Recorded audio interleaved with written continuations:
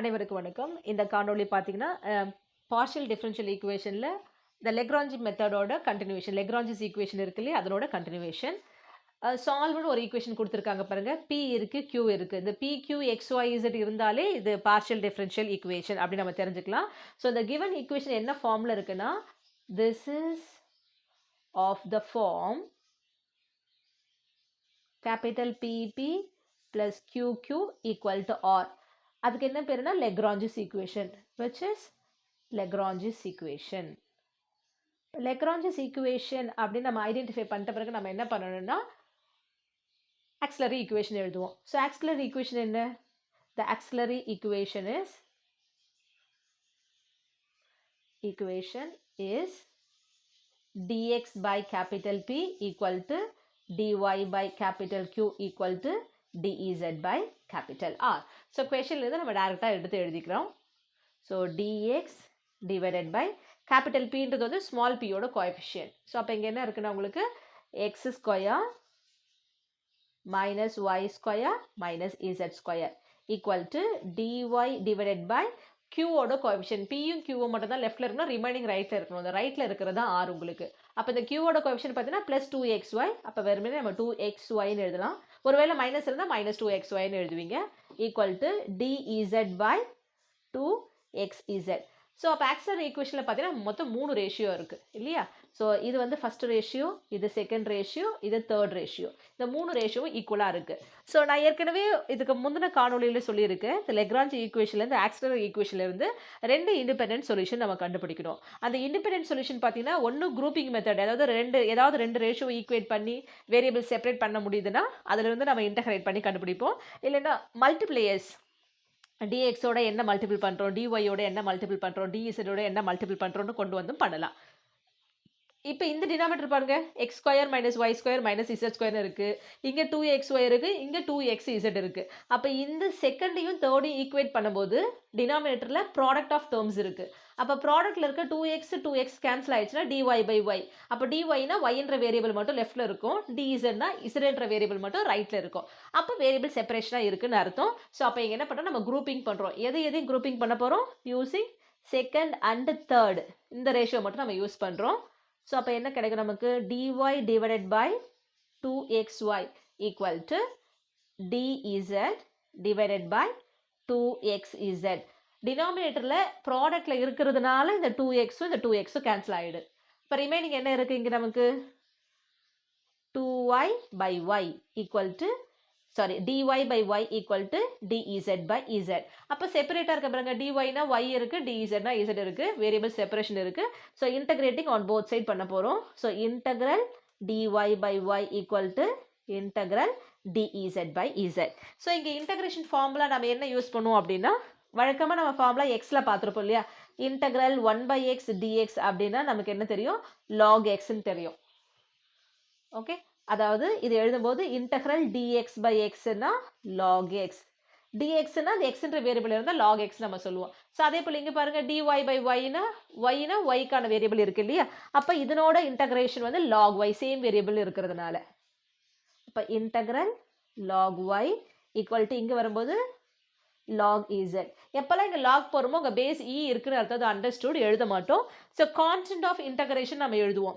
இந்த ரெண்டு இடத்துல லாக்னு வர்றதுனால இங்கே வரப்போகிற கான்ஸ்டன்ட்டையும் இப்போ log ஏன்னு எழுதலாம், இல்லை log c1 எழுதலாம். நான் log c1 நான் எழுத போகிறேன். ஓகே, நம்மளோட எய்மே கான்ஸ்டன்ட் மட்டும் தனியாக இருக்கிறது தான். அப்போ இந்த log z left hand side கொண்டு வந்துடுறேன். அப்போ ஏற்கனவே log y இருக்குது, minus log z equal to log c1.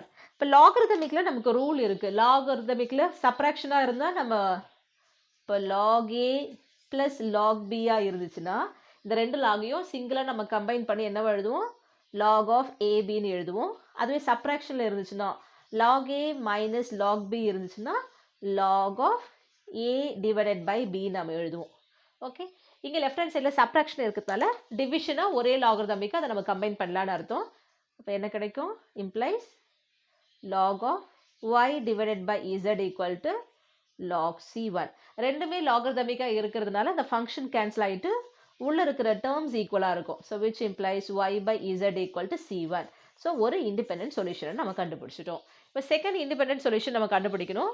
So again நம்ம என்ன பண்ணுறோம்னா இந்த ஆக்சிலரி ஈக்குவேஷனுக்கு போகிறோம். இந்த ஆக்சிலரி ஈக்குவேஷனில் இந்த 3 ரேஷியோ இருக்குது இல்லையா, இதில் இருந்து நம்ம கண்டுபிடிக்கிறோம். ஸோ இது ரெண்டுத்தையும் ஈக்குவேட் பண்ணி குரூப்பிங் மெத்தடில் கண்டுபிடிச்சிட்டோம். அடுத்து இங்கே பாருங்கள் சப்ராக்ஷன் ஆஃப் டேர்ம்ஸ் இருக்குது. இங்கே குரூப்பிங் நம்ம பண்ண முடியாது. அப்போ மல்டிப்ளேயர்ஸ் தான் நம்ம யூஸ் பண்ணுற மாதிரி இருக்கும். அது என்ன நம்ம பார்க்கலாம். இங்கே பார்த்தீங்கன்னா டிஎக்ஸ்னா கீழே XYZ 3 வேரியபிள் இருக்குது. இங்கே ஒய்ன்னு இருக்க டிஒய்னா XY மட்டும் தான் இருக்குது. இங்கே XZ மட்டும் தான் இருக்குது. ஜஸ்ட் ட்ரையல் தான். நான் இப்போ எக்ஸால் இங்கே மல்டிபிள் பண்ணுறேன்னு வச்சுக்கோங்களேன். எக்ஸால் இங்கே மல்டிபிள் பண்ணுறேன்னா இங்கே x³ கிடைக்கும், -XY² கிடைக்கும், இங்கே -XZ² கிடைக்கும். அப்போ இதை நான் ஒய்யால் மல்டிபிள் பண்ணும்போது எனக்கு என்ன கிடைக்கும், XY² கிடைக்கும். அப்போ இங்கே XY² இருக்குது, இங்கே XY² இருக்குது. இதை இசடால் பண்ணும்போது எனக்கு என்ன கிடைக்கும், 2XZ² கிடைக்கும். ஸோ நான் அதை தான் நான் ட்ரை பண்ணி பார்க்க போகிறேன். ஸோ இதை எக்ஸால் மல்டிபிள் பண்ணிவிட்டு இதை ஒய்யால் மல்டிபிள் பண்ணிவிட்டு இதை இசடால் மல்டிபிள் பண்ணிவிட்டு ஆட் பண்ணுறதா சப்ராக்ட் பண்ணுறதா நான் யோசிச்சு பார்க்க போகிறேன். ஸோ இப்போ செகண்ட் இண்டிபெண்டன்ட் சொல்யூஷன் கண்டுபிடிக்கிறதுக்காக நான் மறுபடியும் எடுத்து எழுதியிருக்கேன். நீங்கள் எழுதணும்னு அவசியம் இல்லை. So each ratio equal to நம்ம புது ரேஷியோ ஒன்று ஃப்ரேம் பண்ண போகிறோம் by using the multiplies method. Okay, so நான் என்ன பண்ணுறேன், இது ஜஸ்ட் ட்ரையல் அண்ட் எரர் தான். எப்பவுமே இந்த ஈச் ரேஷியோ நம்ம பண்ணும்போது ஒன்று டினாமினேட்டர் 0 வருதான்னு பார்க்கணும், இல்லைனா வேரியபிள் செப்பரேட் பண்ணுற மாதிரி இருக்கான்னு நம்ம பார்க்க போகிறோம். ஸோ இங்கே எது வருதுன்னு நம்ம பார்க்கலாம். ஸோ டிஎக்ஸோட நான் எக்ஸை மல்டிபிள் பண்ண போகிறேன். So X dx. அப்போ இங்கே இருக்கிற ஒவ்வொரு டேர்மோட எக்ஸை மல்டிபிள் பண்ணி எழுதுறேன். ஸோ எக்ஸ் இன்ட்டு x² சொல்லும்போது x³ கிடைக்கும், மைனஸ் எக்ஸ் இன்ட்டு y²னா XY² எழுதலாம், மைனஸ் XZ². அடுத்து நான் ஒய்யோட மல்டிபிள் பண்ணி ஆட் தான் பண்ண போகிறேன். Plus y dy. அப்போ இது ஒய்யோட மல்டிபிள் பண்ணும்போது 2xy² வந்துடும், ப்ளஸ் z dz. இந்த தேர்ட் ரேஷியோவை இசடால் மல்டிபிள் பண்ணிவிட்டு ஆட் பண்ணுறேன். 2xz இன்ட்டு zனா z² கிடச்சிடும். ஓகே, ஸோ இந்த ஈச் ரேஷியோ அதாவது நியூ ரேஷியோ நம்ம ஃப்ரேம் பண்ணுறோம். This is equal to x dx plus y dy plus z dz divided by x³ மட்டும் சிங்கிள் டேர்ம் இருக்குது அப்படியே வரும். இங்கே -XY² இருக்குது, இங்கே ப்ளஸ் 2xy² இருக்குது பாருங்கள். இங்கே கோஎஃபிஷியன்ட் -1 + 2னா 2ல் 1 போச்சுன்னா 1, அப்போ வெறுமனே ப்ளஸ் XY². ஓகே, அதே போல் இது -XZ² ப்ளஸ் 2XZ² அங்கேயும் சப்ராக்ட் பண்ணிட்டா வெறுமனே XZ² வந்துடுது. இப்போ டினாமினேட்டர் பாருங்கள் வேரியபிள் செப்பரேட்டாக ஆகிற மாதிரி தெரியல.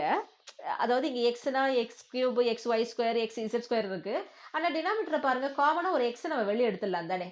இப்போ நியூமினேட்டரை ஆஸ் இட் இஸ் நான் அப்படியே எழுதிட்டு டினாமினேட்டரில் ஒரு எக்ஸை மட்டும் வெளியே எடுக்கிறேன். எடுத்துட்டா எனக்கு என்ன வருதுன்னு பாருங்கள், x² plus y² plus z². Okay, so இதுதான் ஈச் ரேஷியோ. இது நியூ ரேஷியோ. இது வேணால் நான் 4ன்னு எடுத்துக்கிறேன்.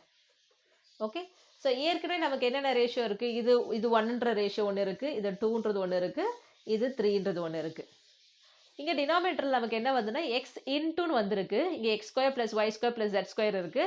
எக்ஸ் இன்ட்டு ப்ராடக்ட்டில் எக்ஸ் எது இருக்குன்னா ரேஷியோ 2வும் இருக்குது, ரேஷியோ 3 இருக்குது. நீங்கள் எது வேணாலும் யூஸ் பண்ணலாம். அதுக்கேற்ற மாதிரி சின்னதாக சேஞ்சஸ் மட்டும் இருக்கும். நான் ரேஷியோ 3 யூஸ் பண்ண போகிறேன், 3யும் 4யும் ஈக்குவேட் பண்ண போகிறேன். ஓகே, ஸோ 3 and 4 implies இங்கே என்ன இருக்குன்னா x dx plus y dy plus z dz divided by x into x² plus y² plus z² equal to இது 4th ratio. 3rd ratio என்ன இருக்குன்னா dz divided by 2xz. இல்லைனா நீங்கள் second ratio use பண்ணிக்கலாம். Okay, இங்கே ப்ராடக்ட்டில் denominator இருக்க X மட்டும் cancel ஆகும். அப்போ dz by z இந்த 2ன்ற கான்ஸ்டன்ட் இருக்கு இல்லையா, 2ன்ற கான்ஸ்டன்ட்டை இங்கே நான் லெஃப்ட் ஹேண்ட் சைடு கொண்டு போகிறேன். அப்போ டினாமினேட்டர் இருக்கிற கான்ஸ்டன்ட் இங்கே நியூமரேட்டரில் ப்ராடக்ட்டில் வரும். ஸோ ஒவ்வொரு டேர்மோட 2 மல்டிபிளில் வந்துடும். ஓகே, ஸோ அப்போ எழுதும்போது 2x dx plus 2y dy plus 2z dz divided by x² plus y² plus z² equal to dz by z2 அதை நான் cross multiple பண்ணிட்டேன். இப்போ இந்த நியூமரேட்டர் இருக்குது பார்த்தீங்களா, இப்போ 2xனா x² டிஃப்ரென்ஷியேட் பண்ணால் 2x கிடைக்கும். ஸோ இந்த நியூமரேட்டர் இருக்க மொத்த டேர்மை நம்ம மொத்தமாக சேர்த்து எப்படி கிளப் பண்ணலாம் அப்படின்னா d of x² plus y² plus z² club பண்ணலாம். இப்போ dனா டிஃப்ரென்ஷியல் ஆப்ரேட் பண்ணி பாருங்கள், x² டிஃப்ரென்ஷியேட் பண்ணால் 2x, எதை பொறுத்து பண்ணுறோம், எக்ஸை பொறுத்து பண்ணுறோம், அப்புறம் இன்ட்டு dx வந்துடும். y² டிஃப்ரென்ஷியேட் பண்ணோம் 2y, டிக்ரீஸ் ஆகும் டிஃப்ரென்ஷியேட் பண்ணும்போது 2y into dy plus 2z into dz. அப்போ இந்த நியூமரேட்டர் இருக்கிற டேர்மை d of x² plus y² plus z² எழுதலாம். டினாமினேட்டர் நம்ம ஒன்றும் பண்ணல, அது ஆஸ் இட் இஸ் அப்படியே இருக்க போகுது. X square plus y square plus z square equal to dz by z. இப்போ பாருங்க வேரியபிள் செப்பரேஷனாக இருக்குன்னு நான் சொல்கிறேன். ஆனால் உங்களுக்கு அந்த டவுட் இருக்கும். இப்போ இங்கே டிஇசட்னா இசட் தான் வேரியபிள், அது இசட் மட்டும் டினாமினேட்டரில் இருக்குது. இப்போ டி ஆஃப்னா இதுதான் வேரியபிள்னு அர்த்தம். எது வேரியபிள்?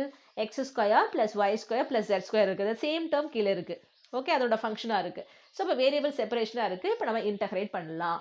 அப்போ integral d of x square plus y square plus z square divided by x square plus y square plus z square equal to இதை நம்ம இன்டகிரேட் பண்ணும்போது என்ன வரும்? Integral dz by z. ஏற்கனவே நான் உங்களுக்கு இங்கே சொன்னேன் இல்லையா, dx by x நம்ம இன்டகிரேட் பண்ணுறோம் அப்படின்னா log x போடுறோம், dy by yனா log y போடுறோம் இல்லையா. அந்த சேம் ரூல் தான் இங்கே நம்ம அப்ளை பண்ண போகிறோம். ஸோ ரைட் ஹேண்ட் சைடில் இன்டகிரல் dz by z இருக்குது. நம்ம இன்டகிரேட் பண்ணால் என்ன கிடைக்கும் அப்படின்னா இங்கே log z, zன்ற வேரியபிள் இருக்குது. log of 1 by xன்னு log x போடுறோம் இல்லையா, அந்த மாதிரி the சேம் திங் தான். இதுதான் வேரியபிள் சொல்கிறோம், அது டினாமினேட்டரில் இருக்குது. அப்போ இதுக்கு என்ன கிடைக்கும்? log of x square plus y square plus z square. ரெண்டு டேர்ம் இன்டகிரேட் பண்ணியிருக்கோம். பொதுவாக ஒரு கான்ஸ்டன்ட் ஆஃப் இன்டகிரேஷன் போட்டால் போதும். ரெண்டுமே லாக்னு இருக்கிறதுனால இங்கே லாக் C2ன்னு எழுதுறேன். ஏன்னா ஏற்கனவே நம்ம C1 யூஸ் பண்ணிட்டோம். இந்த லாக் இசட்டை நான் என்ன பண்ண போகிறேன்? லெஃப்ட் கொண்டு வர போகிறேன். லெஃப்ட் கொண்டு வந்தால் மைனஸ் நம்ம எழுதலாம். So log of x square plus y square plus z square minus log z equal to log C2. Log of subtraction இருக்குது, சிங்கிள் லாகர்தமிக்காக டிவிஷனில் நம்ம கம்பைன் பண்ணி எழுதுவோம். So log of x square plus y square plus z square divided by z equal to log C2. ரெண்டுமே log இருக்கிறதால இந்த logarithmic function cancel ஆயிட்டு இங்க இருக்கிற function equal to இந்த constant வரப்போகுது. ஸோ அதுதான் எழுதியிருக்கேன். அப்போ நம்ம ரெண்டு இண்டிபெண்டன்ட் சொல்யூஷன் கண்டுபிடிச்சிருக்கோம். 2 independent solutions are first one நம்ம என்ன கண்டுபிடிச்சிருக்கோம்னா இந்த ஃபர்ஸ்ட் இந்த மெத்தட் யூஸ் பண்ணோம் இல்லையா, 2வையும் 3வையும் யூஸ் பண்ணும்போது நமக்கு என்ன கிடைச்சது அப்படின்னா YEZ by C1 கிடைச்சது. இதுதான் first solution. YEZ by Y by Z equal to C1. Second solution இதோ கண்டுபிடிச்சிருக்கோம். So x square plus y square plus z square divided by z equal to C2. Okay, ரெண்டு solution நம்ம கண்டுபிடிச்சிட்டோம். ஆனால் நமக்கு general solution நமக்கு என்ன வரும்? 5 ஆஃப் இந்த டேர்ம் கமா இந்த term, right? So therefore the general solution is actually formula மாதிரி எதுனா 5 of u comma v equal to 0. C1க்கு லெஃப்ட் ஹேண்ட் சைடில் இருக்கிறது தான் உங்களுக்கு யூஆ இருக்கும், இதுதான் விஆ இருக்கும். அது function of x y z. So 5 of y by z comma x square plus y square plus z square divided by z equal to 0. ஒருவேளை நீங்கள் ஃபஸ்ட்டு இதை கண்டுபிடிச்சிருந்தா இதை நீங்கள் C1 இதை C2ன்னு எழுதுனா முதல்ல இதை நீங்கள் எழுதுவீங்க, கம்மா இதை எழுதுவீங்க. ரெண்டுமே ஒன்று தான், தப்பு கிடையாது. அதே போல் இந்த ஈச் ரேஷியோ ஈக்குவல் நம்ம இங்கே பண்ணும்போது 3 and 4 நம்ம யூஸ் பண்ணோம். 3 and 4 யூஸ் பண்ணும்போது இங்கே பை இசட் வந்தது. இசட் வந்ததால் நமக்கு இந்த ரைட் ஹேண்ட் சைடில் இங்கே என்ன பண்ணிங்கன்னா மைனஸ் லாக் இசட் வந்தது. இதுவே நீங்கள் 2 யூஸ் பண்ணிங்கன்னா என்ன வந்திருக்கும்? 2ல் வந்து அங்கே டிஒய் பை ஒய் வந்திருக்கும், அப்போ இங்கே டிவைட் பை ஒய் வந்திருக்கும். ஸோ நீங்கள் அது போட்டாலும் ஆன்சர் கரெக்டு தான். ஸோ ஒன்று உங்களுக்கு நீங்கள் இதை போடும்போது இந்த சொல்யூஷன் கிடச்சிருக்கும், ஆர் இந்த சொல்யூஷனே நீங்கள் எழுதும்போது ஒன்று இப்படி வரலாம். சப்போஸ் இது நீங்கள் ஃபஸ்ட்டு C1 எடுத்தீங்கன்னா உங்களுக்கு சொல்யூஷன் எப்படி வரலான்னா 5 of x square plus y square plus z square by z comma y by z equal to 0 வரலாம். தேர்ட் எழுதும்போது இங்கே டிவைடட் பை z வந்தது. இதுவே செகண்ட் எடுத்திங்கன்னா டிவைடட் பை y வந்திருக்கும். ஆர் உங்களுக்கு இதுவே சொல்யூஷன் எப்படி இருக்கலாம்னா 5 of x square plus y square plus z square by y comma y by z equal to 0. Okay, இல்லை இது ஃபஸ்ட் எழுதி இது செகண்டாகவும் எழுதலாம். எல்லாமே ஆன்சர் கரெக்டு தான். ஓகே, ஸோ அந்த டேர்ம்ஸ் தான் நீங்கள் பார்க்கணும். முன்ன பின்ன எது கம்மா எழுதுனாலும் ஆன்சர் கரெக்டு தான். ஏதாவது ஒன்று மட்டும் எழுதுங்க. உங்களுக்கு புரியுதுக்காக நான் எல்லாத்தையும் சொல்லியிருக்கேன், எல்லாத்தையும் எழுதி வைக்காதீங்க. அடுத்த காணொலியில் பார்க்கலாம். நன்றி, வணக்கம்.